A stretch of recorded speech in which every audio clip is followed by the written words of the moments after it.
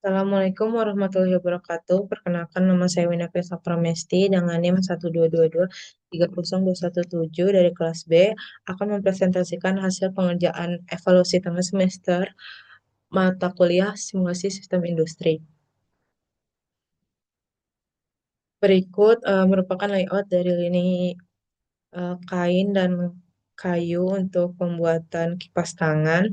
Setelah itu kita masukkan data-data yang sudah ada seperti location, entities, pet network, resource, processing, arrival, dan attributes. Kemudian kita mendapatkan rata-rata dari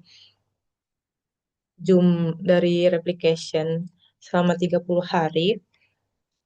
Kemudian dilakukan uji validasi untuk melihat rata-ratanya. Yang pertama untuk kolom pertama, rata-ratanya sebesar 76,33. Kemudian untuk eh, kolom 2, rata-ratanya sebesar 67,5. Untuk kurtosis dan skewness-nya dapat dilihat. Kemudian kita melakukan uji t-test pair to sample for means, yang dimana hasil uji nilai tes menunjukkan sebesar 17,32 yang jauh melampaui T critical to tail-nya sebesar 2,045 dan p value mendekati 0 sebesar eh, p value mendekati 0, maka H0 ditolak. Sehingga dapat disimpulkan bahwa terdapat perbedaan yang signifikan antara output simulasi dengan data historis, yang berarti model simulasi belum valid dan perlu dilakukan perbaikan lebih lanjut.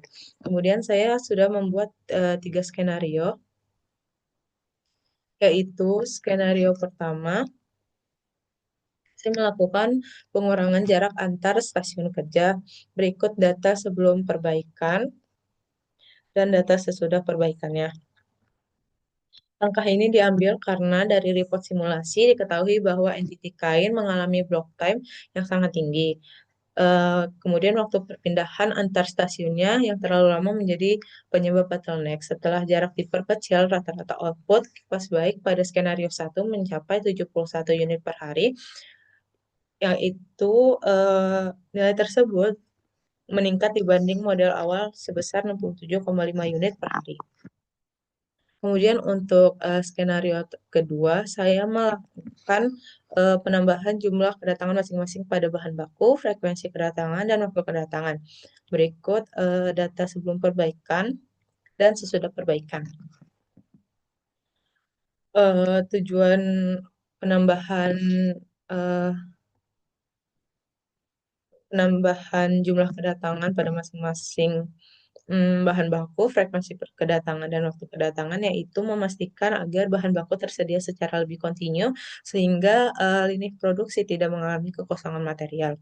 Hasil simulasi skenario 2 menunjukkan rata-rata output kipas baik sebesar 71 unit per hari, yaitu sama dengan skenario 1, tapi ini dipakai perbaikan dengan pendekatan sisi input material.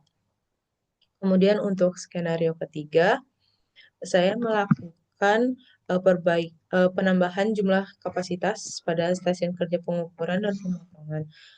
Ini merupakan data sebelum perbaikan dan sesudah perbaikan. Setelah perbaikannya, jumlah kapasitasnya meningkat jadi 5.